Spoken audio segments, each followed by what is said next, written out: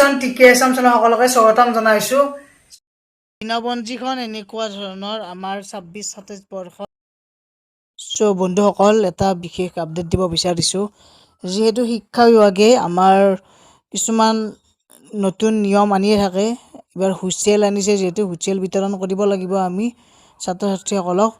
ইয়াৰ লগতে আৰু এটা গুড নিউজ, এইটো আমাৰ জুবিন প্ৰেমীৰ কাৰণেই হয় স্পেচিয়েলি। আৰু যিহেতু প্ৰাণৰ শিল্পী জুবিন গাৰ্গক লৈ এক বিশেষ সিদ্ধান্ত ৰাজ্য চৰকাৰৰ।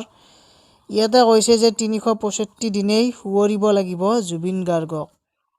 12 মাহত 12টাকৈ জুবিন গাৰ্গে কৈ যোৱা বাণী শিক্ষাৰ্থীৰ মাজত বিলাব লাগিব শিক্ষকে। গতিকে এইটো মই বহুত ভাল পাইছোঁ, কাৰণ প্ৰাণৰ শিল্পী জুবিন গাৰ্গক এনেকৈ জীয়াই ৰাখিব লাগিব। কাৰণ যিহেতু LP স্কুলৰ পৰা প্ৰতি সৰু কণ ছাত্ৰ ছাত্ৰীসকল, আজি জন্ম পোৱা ছাত্ৰ ছাত্ৰীসকল বা ফিউচাৰ যিমানবিলাক ছাত্ৰ ছাত্ৰী আহি থাকিব, তেওঁলোকে যাতে জুবিন গাৰ্গক জানে।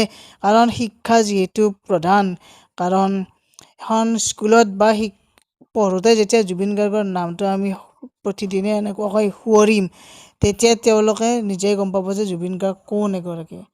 গতিকে অসম ৰাজ্যিক শিক্ষা বিভাগৰ শৈক্ষিক দিনপঞ্জীত অন্তৰ্ভুক্ত জুবিন গাৰ্গৰ মহান বাণী। 12 মাহত 12টাকৈ জুবিন গাৰ্গে কৈ যোৱা বাণী শিক্ষাৰ্থীৰ মাজত বিলাব লাগিব। গতিকে this is very good news. গতিকে সকলোৱে শ্বেয়াৰ কৰি দিয়ক। আৰু মই গতিকে মহান আত্মাৰ, মহান ব্যক্তিৰ তেওঁৰ যি কৰ্মৰাজিত আমি জীয়াই ৰাখিব লাগিব যিহেতু, আৰু প্ৰতিটো প্ৰজন্মই মনত ৰাখিব লাগিব তেওঁ কি কাম কৰিছিল, তেওঁ কি কৈছিল, আমি ফ'ল' কৰিব লাগিব। গতিকে এটা ভাল পদক্ষেপ শিক্ষা বিভাগৰ। ধন্যবাদ শিক্ষা বিভাগ, অসম শিক্ষা বিভাগ।